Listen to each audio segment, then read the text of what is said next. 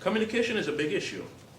And sometimes I've seen couples who been married for a little while or a few years, and they're at a restaurant, and they're eating, or the food is being served, and you can tell that they've been married for like a long time because they don't say anything to each other. Yeah, when you look back at it, it's like when they were dating or when they were courting.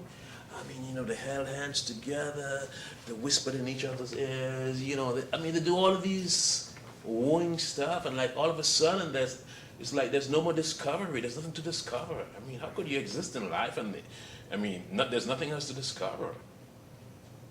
It's like your love got to the point where like it grew, and then all of a sudden now it sits on the fence that you can't even communicate to the one who you love, the one who you did all these nice things for. There's nothing else. What happens?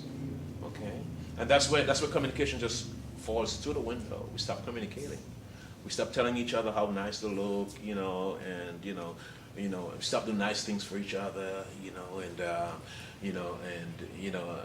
the woman who was so beautiful, you had her hair very nicely done, and makeup in every place where it's supposed to be. All of a sudden it's like she come to bed with holes on the on the armpit, and the hair is not combed, and the guy's like, oh my gosh, what happened to the woman who I love so much? Sometimes it's sad. Maybe it's his fault. Maybe he's a jerk. Sometimes women don't really pay a whole lot of attention to this, but it really wears on the guy. Sometimes he doesn't know how to tell you. We complicated.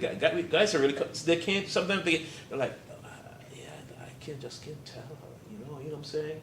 But like, what, the same thing you did to get that person, in my opinion, you should do those things to keep that person, okay?